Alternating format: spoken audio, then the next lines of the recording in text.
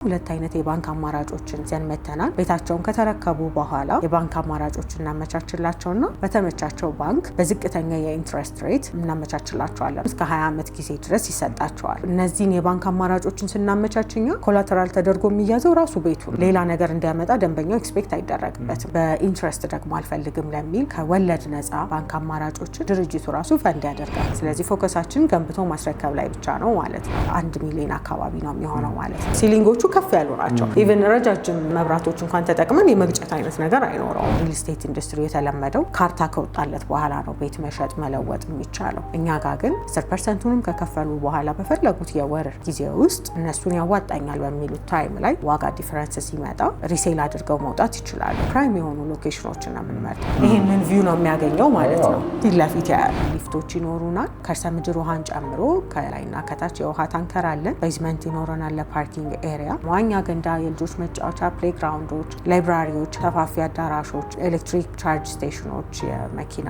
ጨምረን ነው ይዘን የመጣ ነው። ምናልባት ደግሞ የመብራት መቆራረጥ እንኳን ቢያጋጥም ተብሎ 2 ስታንድ ባይ ጀነሬተሮች ይኖሩናል። ብርሃን በደንብ ያገኛል ሁሉም ዳይሬክሽኖች ቤቶች። የመንገድ አማራጮች በደንብ አላቸው። ወደ ካሳንቺስ፣ አትላስ፣ 4 ኪሎ፣ 6 ኪሎ፣ ወደ መገናኛ፣ ሾላ ፕላስ ደግሞ በእኛ ሳይት በኩል 2 አስፋልቶች ተች ያደርጋል ማለት ነው። ሁሉም ቤቶቻችን እይታ አላቸው። በአራቱም ዳይሬክሽን መገናኛ እይታ አላቸው። የካሳንቺስ ሲቲቪ አላቸው። የጫካ ፕሮጀክት እና የአዲሱ ቤተመንግስት እይታ ያላቸው አሉ። እንግሊዝ ኤምባሲ የሚያዩ አሉ። ፕላስ ደግሞ የሾላን ዋናውን መንገድ የሚያዩም አሉ። በ3 ኪሎ ሜትር ራዲየስ ውስጥ ወደ 16 የሆኑ ኤምባሲዎች ይኖራሉ። እንግሊዝ ኤምባሲ፣ ኬንያ፣ ቤልጂየም እነዚህን ይጨምራል። ስለዚህ አንተ ቤቱን ብትገዛ የምታከራየው ለዲፕሎማቶች ነው። ብትሸጠውም በተመሳሳይ እንደዛ ነው ያወጣሉ። እስከ 30% ዲስካውንት ድረስ እንሰጣለን። ወደ እናንተም ቻናል ስንመጣ የ5% ዲስካውንትን ይዘን ነው የመጣ ነው።